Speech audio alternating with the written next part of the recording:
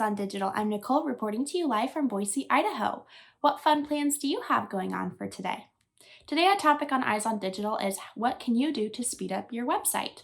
First, you need to know how fast your site is loading on average. Anything above 3 seconds severely impacts your bounce rate.